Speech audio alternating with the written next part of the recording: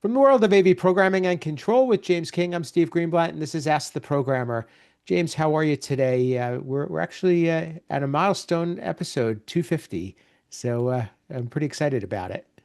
Oh, we're halfway to 500. I'm doing good, Steve. And how about yourself? Doing well as as we mentioned in our last episode, we're just coming off holiday break, so it's a time to pause and recharge a bit and look toward New Year. So looking forward to that. Um, and that's as we're recording. Yeah, we've already talked about our New Year's stuff in a previous episode. So, um, in our last episode, we also were fortunate to be joined by Jamison Vandenberg, an academic specialist at the University of Wisconsin, Green Bay. He's back with us on this episode. If you didn't catch our last episode, 249, please do. But welcome back, Jamison. Thank you so much for having me, and congratulations on 250. Oh, thanks so much. This is a little thing that, James and I started out and said, let's see where it lands, and we're almost 5 years into it, so it's pretty exciting. But in our last episode, you really enlightened us with all of the ways that you have grown a passion for AV and how it started when you were young and how you've been able to be guided by different mentors and really, in a short amount of time have really established yourself and built a lot of knowledge and skills but really, the drive to love AV and you've passed that on to some of the people that your student workers and coworkers and so forth. Can you talk a little bit more about that, about the process? Because it sounds like it's really something that maybe other schools can learn from and it could be very valuable. Yeah, most definitely. So we start a lot of the times where a lot of the students either they start at the service desk side of the house taking a lot of the calls, or they start at the dispatch side of the house taking a lot of, computer tickets, computer swaps, and they'll start seeing me kind of running around doing random stuff with a whole bunch of tools, and they're like, "What does that guy do?"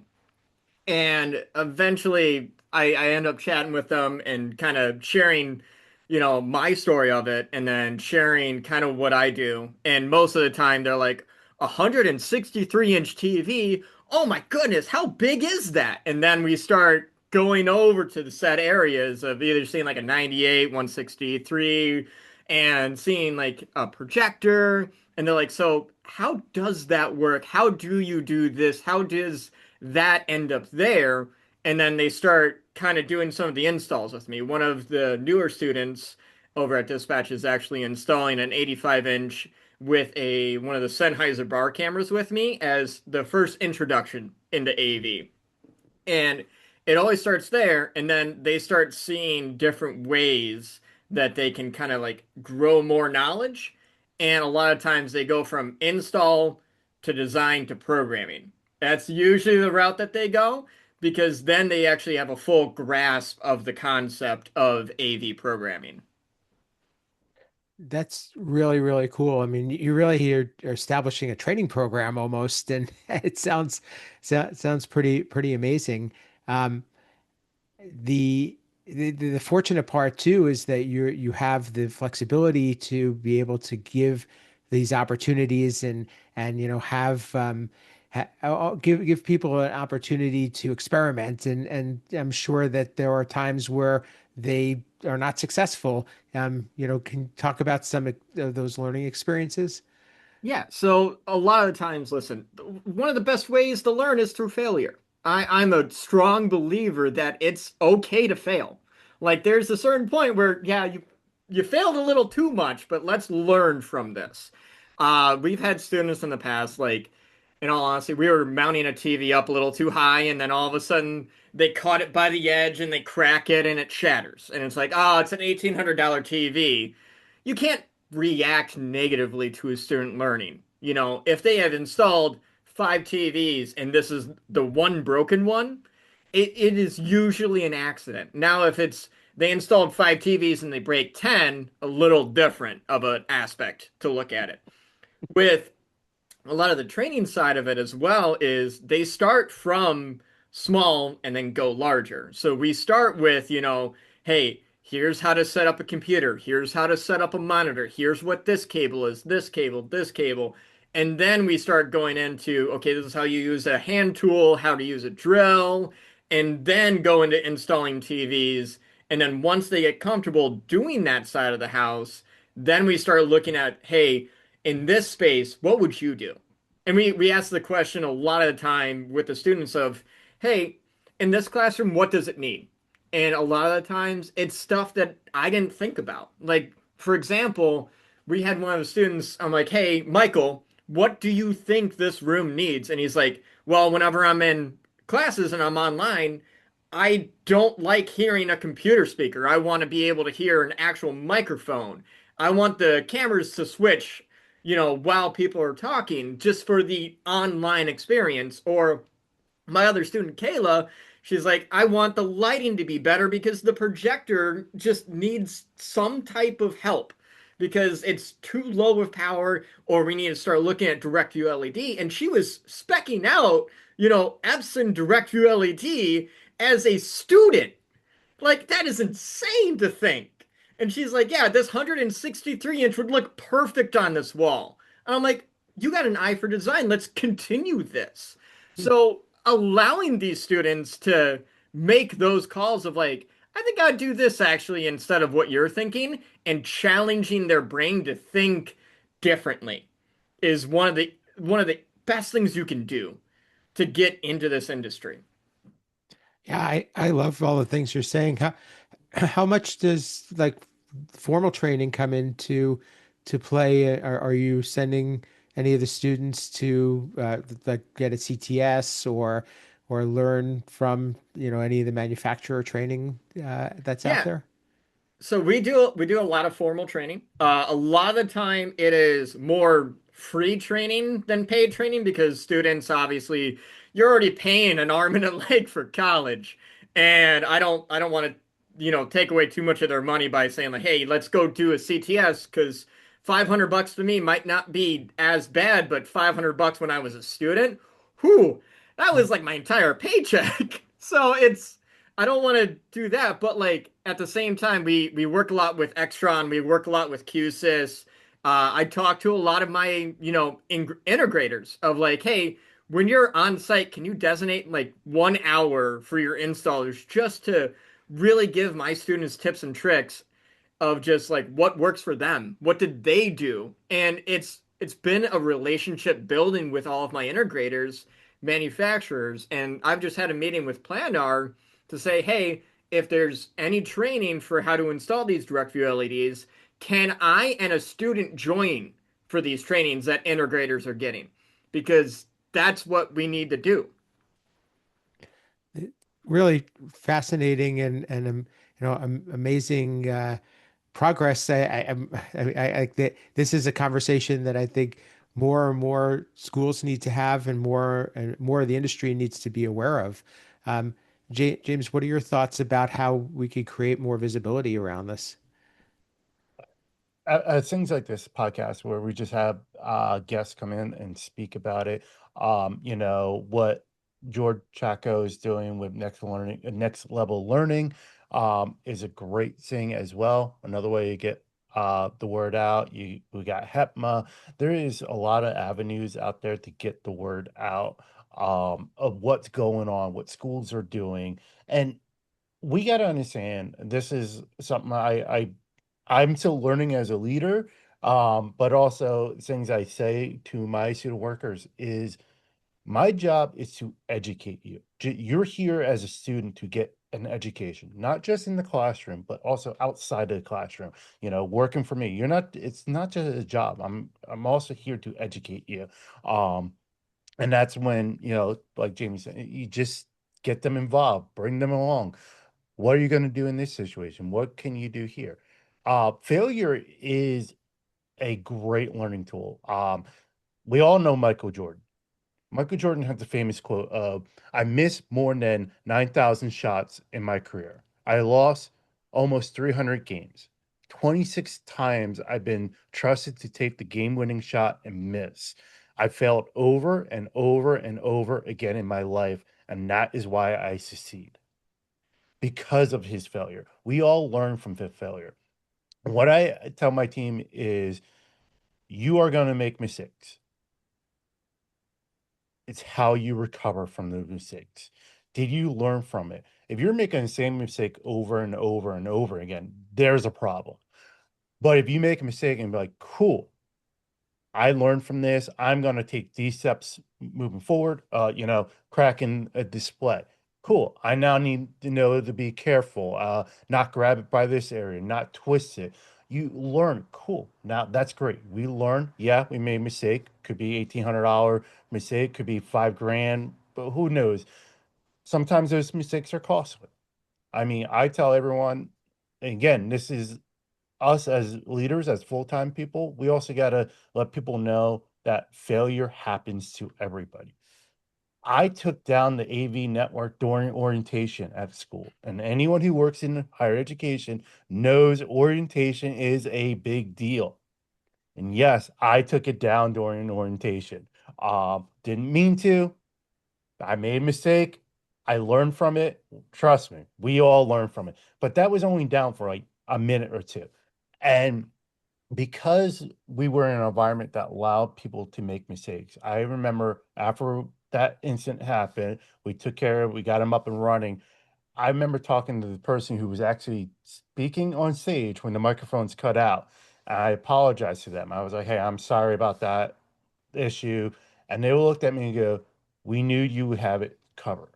If we were anywhere else, we would have been upset. But we knew the school knew what they were doing. We made a mistake. Cool. We're up and running again. That's what I think shows having an environment where people trust you and allow you to make those mistakes. That truly applies to business in general. I mean, I think that I think we talk about all the time that if you're not making mistakes, you're not growing, and there's for people who don't allow themselves to take risk and take chances, they're really never going to go any further than what they're currently doing today. In fact, they're probably going to shrink because they're going to be more and more fearful of doing something wrong, and it almost freezes you. So I can relate to that in so many different ways. Um, Jameson, I'm curious what percentage, and I don't know if you could, tell or approximate this, of the student workers go on to either pursue an opportunity with your team or go into AV in general, and is this something that the industry can look toward? Because I've always thought that student workers could really get interested in this if they stuck with it and did it enough. And like you said, there's careers out there that people could really get become passionate about. Yeah, there's a lot of my students end up just going right into AV right out of college. So a lot of them, they join me for all my vendor meetings. They'll join me for the scope of work. They'll join me for a lot of it. They get to meet, all the big names in the industry. I'm not going to name them all out, but like all the really big names in the industry, they even get to meet, my reps for like QSys or Extron so that they can actually like kind of see what they do so they can see the manufacturer side of it. So I would say like recently I've had two Michaels graduate. One of the Michaels went into more accounting because that was his major, but he understood how to budget for an AV system. He understood how a school budgets as a student, which is insane to think about. And now he's making a lot more money than I am, but it's one of those things. My other student, Michael, he's working over at a local company called Camera Corner, and he's an AV programmer over there now.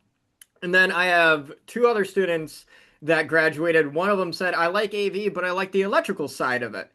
He ended up going into the electrician side. My other student, Deasia, she decided to go more into producing her own music and decided to kind of make her own beats and do a whole bunch of stuff.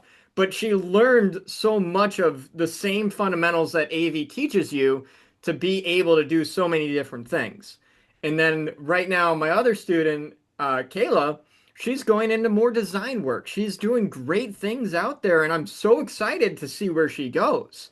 And I have another student, Ethan, who is now AVA certified from Extron, level 1, level 0 for QSys, and Control 101 for QSys, and debating on taking Control 201 and starting the Lua training, the block controller training, and he's graduating this summer.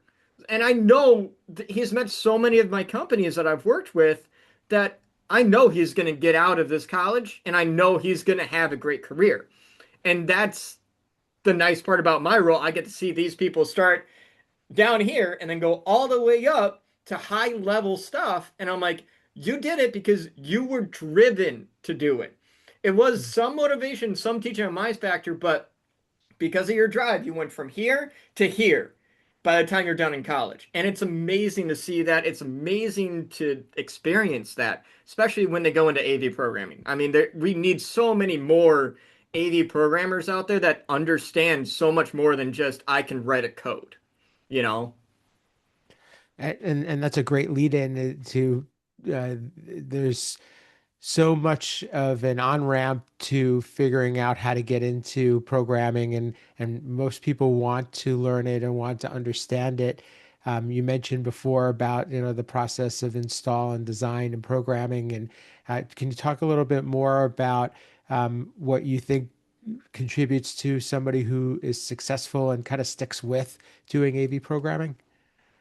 So a lot of the times what I've noticed with my students is if they can go in and they can get frustrated at a TV mount because the wall is not right, like the actual like the stud of the wall, the metal stud is crooked, and you're sitting there frustrated, you're going in with a drill, and you see them frustrated and they're not giving up. That's the first sign in my eyes that, hey, there's a lot of failure in programming. You can write this 1,000 code, and then all of a sudden it's like line number 200 that fails. And you're like, now I got to fix line 200. And all of a sudden line 400 fails and then line 300 fails. And it's the consistency of like, I'm going to get this and I'm not going to give up. It's that drive that really makes a good programmer in my eyes. And I'm just a tool to give you multiple areas. It's really your drive and your passion of, I want to fix this. I want to figure it out. That's certainly, I think that in conjunction with troubleshooting are probably the two key elements that if you don't have them, you're not going to succeed doing AV programming. That's for sure.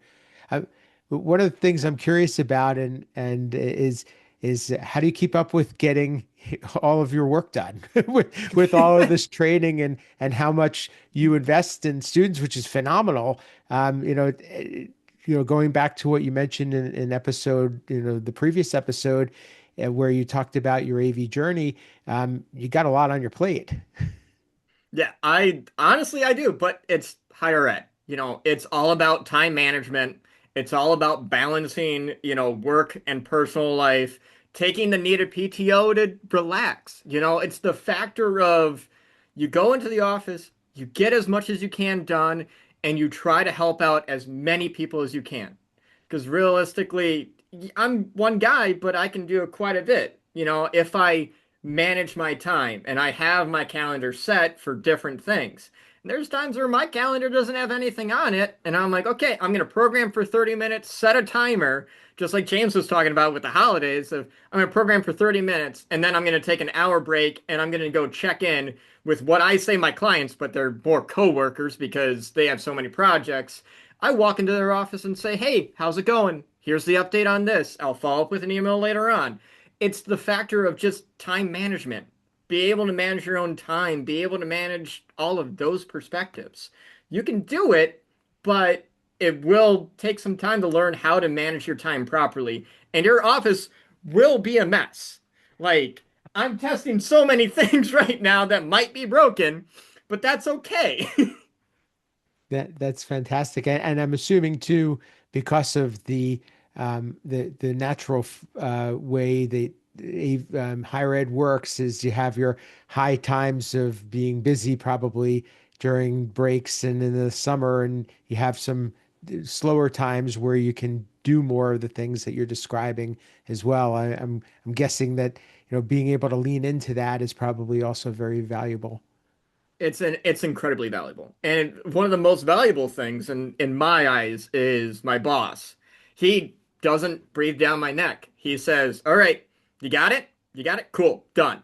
And that's very freeing in my eyes in higher ed because I know my boss knows that I'm an expert in this stuff. And I know that, I can manage my own time as long as no one's breathing down my neck. And that is one of the most amazing things to have when you're outside of college is having a boss that doesn't do that. And with like the whole time management stuff, in all honesty, there's going to be slow days. I can save these cameras for a slow day because all I'm doing right now is testing QSys plugins and testing controllers for it to make sure that they work so our school can save money. But it's also the factor of, when I slow down, I can actually go through my office and clean it. I don't have to clean it that day. I don't have to come in. I can come into a messy office, get all my work done, and then when it's slower, I can clean it out. It's the time management and being able to prioritize different things. James, this is right up your alley. I know that, you and I often talk about, different ways to be able to manage more effectively, get more out of your day, be able to leverage your time. What are some of your thoughts? I think Jameson had nailed it on the head. It's definitely come down to time management. It comes down to that drive, prioritizing what's important, what's not, understanding that. And the only thing I would also add is, the culture and the environment that allows things like that. I've worked at two different universities, two different cultures. Um, I saw it. I currently work at a small school. We had this to show you the culture and the people who understand what's going on and the time that people need is we had something that was very important for the students going on. Well, information didn't get relayed correctly or in a timely manner. So we had to set up something that usually takes us 2 or 3 hours to set up. We had to set it up in 20 minutes because they were like, why isn't this set up? We got told, hey, we never got told about it. The whole building, I seriously mean the whole building came together and got the room set up. You had people who were admins, you had people who were administrative assistants, you had everyone who was just like, what can I do to help? Because I understood the goal of the university was to educate the student. And that allows, we could show them, hey, this is why we say it takes so long to do something. They saw how much work it takes. And now they don't question because other school all the time, it's like, well, why haven't you gotten to that? Well, hold on. I got 100 tickets I gotta respond. Which one do you want me to take care of first? Like, we're only one person or we're only a small team. So having the culture that the people understand what's going on is valuable, and allow you to have those downtimes. Will there be downtimes? Yes, and especially in higher ed. Not what most people think. Like, you look at corporate, you have your ups and downs. Higher ed is, yeah, we have our flows are up and down, but those flows change. I always love when people say, "Oh, you work in higher ed, you must be really slow during the winter and summer." No, I'm busy. I go, during the semester, we're break fix.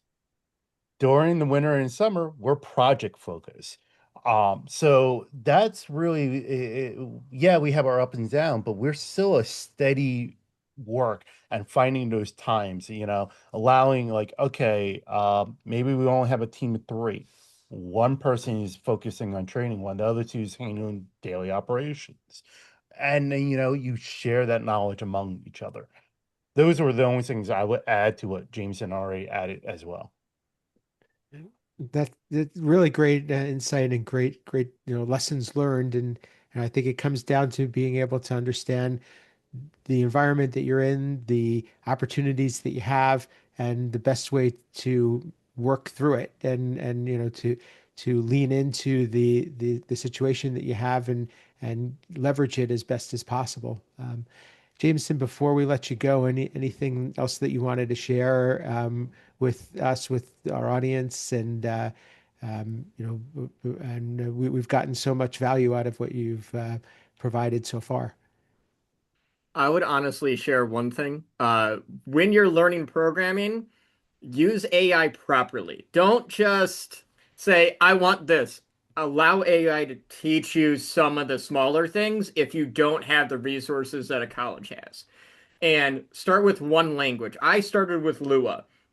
Start there and see where else you can learn. You might only need to know one language. You might need to know two, but don't be afraid to learn from AI when you prompt it correctly. Don't just copy and paste. Truly learn from those experiences and then reach out to groups like Ask the Programmer about how they started. There's so many different groups out there to learn how to do this AV programming stuff.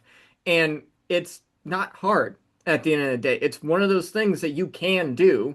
You just got to learn it. And it's okay to fail. Like we said so many times, it's going to happen. But ask. The worst case scenario, they say no. And then, oh, well, there's so many other people out there. Absolutely. Thank you for that. And that's a great great thing to live by, and a great motto. So how could people get in touch with you? How could they learn more about what you're doing, and maybe even get involved as in some of your trainings, or as follow the path of some of your student workers? Yeah, you can reach me over in LinkedIn, Jamison Vandenberg. Basically, just look for the guy that's with a whole bunch of dogs that looks like an AI photo. It's very cute and cuddly type deal, so very not as professional as other people. But you can also reach me over email, vandenbj at uwgb.edu. I'll chat with anyone about any of this type of stuff. And if you're a college student or a student that's wanting to learn a lot of this stuff, come check out Green Bay campus. I have no problem giving anyone a tour, learning what I've learned, and just telling stories. Absolutely. And also perhaps there's some employers looking to hire some of your students out there as well. So Yes, please reach out. we always have some really great students at Green Bay, no matter the major. I mean, in all honesty, it's amazing to see. And a lot of the students learn so many different things. I mean, some of the finance students are part of IT somehow, and they learn the tech perspective of their computers. So it's a very well balanced college. Absolutely. So, well, I've learned a lot from you, and I think that the Ask the Programmer has given us an opportunity to meet. So I'm very grateful for that, and thanks for being with us. James, how could people get more insight from you, learn, continue this conversation, keep up with what you're doing, and also and any final thoughts that you wanted to share? So final thought, I think Jameson hit really good is if you are a company, you are looking to hire people, yeah, colleges or universities are great stream of folks you can hire.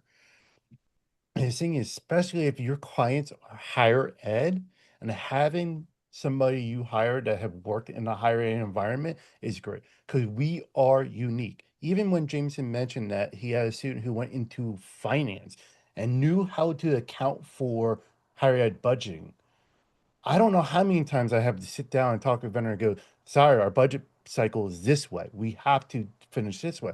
And they don't understand it, and trying to get them to understand it. If you can get someone on your staff who understands it, that just sets you apart. That allows a higher ed to become a partner. So definitely look at hiring students because they're going to help your business, especially if your clients or any of your clients are higher ed institution. If you want to get a hold of me, again, Google me, you'll find me. I'm out there. I'm on the Ask the Programmer community.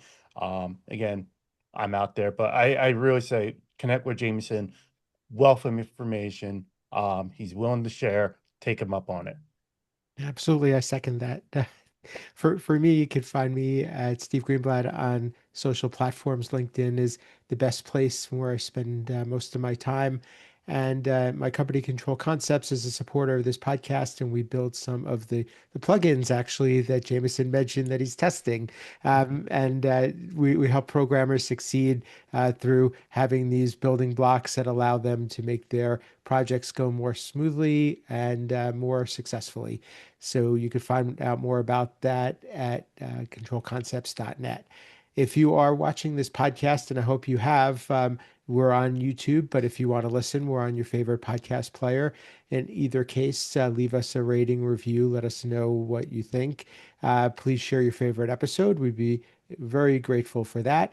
And join us in the LinkedIn community for Ask the Programmer. We would really like to have you. We'd really like to be able to feature more guests like Jameson on the show. So reach out to us and let us know you're out there.